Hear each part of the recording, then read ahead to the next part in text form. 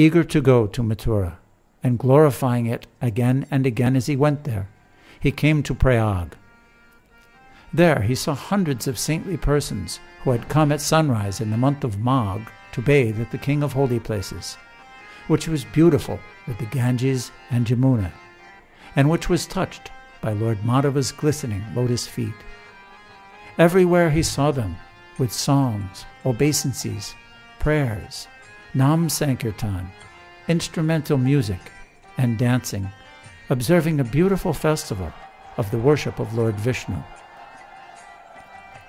Ignorant and struck with wonder, he asked the Vaishnavas, "O singers, O reciters of prayers, O you who fall on the ground as sticks, O musicians, O you calling out Ram, Krishna, O you crying, you with beautiful tilak, you wearing a beautiful garland, be quiet for a moment, stop making so much noise and tell me, what are you doing?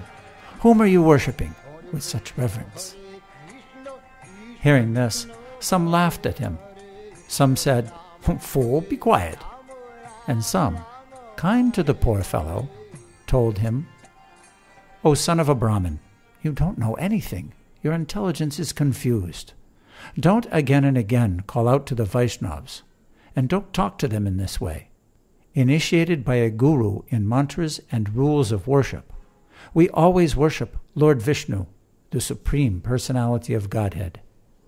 O best of Brahmins, some of us worship the form of Lord Nrsimha, some Lord Ramachandra, and some Lord Gopal. We worship Lord Vishnu, who has many forms." Sri Pariksit said, embarrassed, the Brahmin humbly yet cheerfully asked, "Where does he live, and what benediction can he give?" The Vaishnavas answered, "He is the Supreme Personality of Godhead. He lives everywhere, eternally. He is within and he is without. No one is like him. He, the Supersoul in everyone's heart, the master of the demigods who control the universes, the handsome person whose form is full of eternity, knowledge, and bliss, eternally lives in Vaikuntha Loka. He gives himself as a gift to his servants. The Shruti and Smriti offer prayers unto him. Who can speak of his glories? In this place, again and again, you may hear the Puranas that describe him. Gaze on Lord Madhava, the deity form of the Lord of the universes, and soon you will understand everything." Sri Pariksit said, gazing at Lord Madhava and bowing down, he saw that Madhava and the Madan Gopal he meditated on in his mantra were the same person. He heard some passages of the Puranas in the company of those Vaishnavas, and saw many forms of Lord Vishnu they worshipped. Bewildered, and still not understanding, he thought, "The Lord of my mantra is the Lord of the universes, and Lord Madhava is the Lord of the devotees."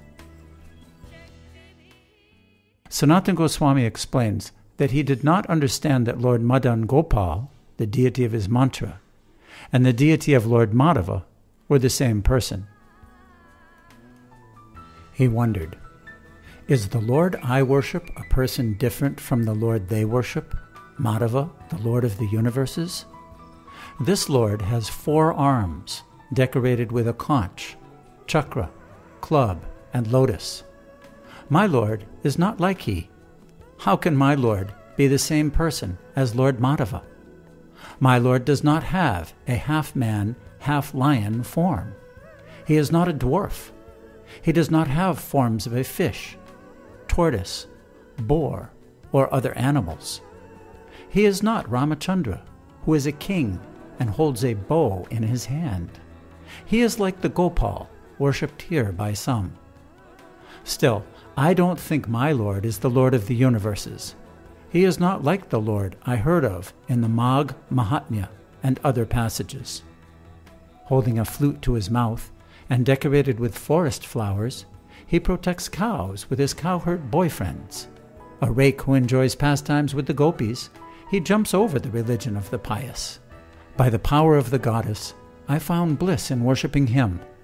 I will never give up or stop chanting his mantra. Chanting his mantra in a secluded place, by the power of associating with the devotees, he saw his Lord and fainted in ecstasy. When he somehow stood again, he lamented that so much time for chanting had been lost. How has this calamity happened to me? This is a great obstacle. Night has come, but I have not completed my chanting. Was I overcome by sleep? Was I possessed by a ghost?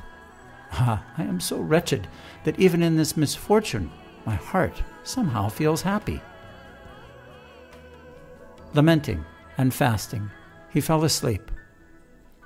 Lord Madhava then consoled him, saying, "Remember, O Brahmin, the words of Lord Shiva, the master of the kings of the universe and husband of Uma. Go on the Yamuna's path to Sri Vrindavan. By my mercy, you will find uncommon happiness there. Don't delay."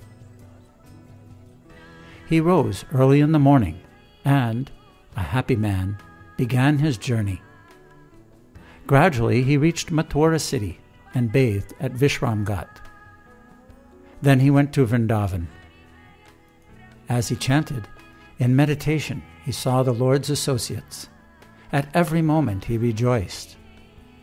Not seeing anyone in that land decorated with cows, he wandered here and there. Then he heard someone crying east of Keshighat. He went in that direction and heard a voice lovingly chanting the holy names.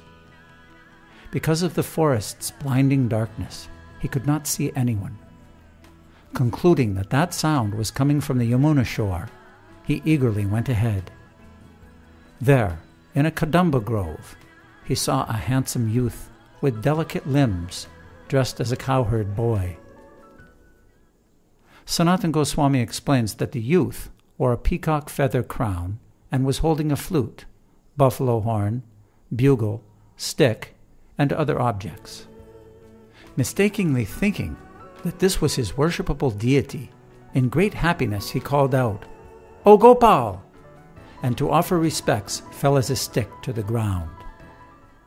Sanatana Goswami explains that the Brahmin thought this person was Krishna because of his dress and ornaments.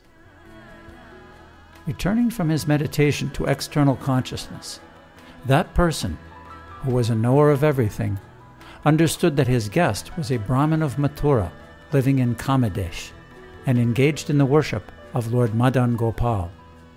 He came out from the forest grove, lifted his guest up, bowed before him, embraced him, and made him sit by his side. Sanatana Goswami explains that this person understood that his guest had been sent by Srimati Radharani.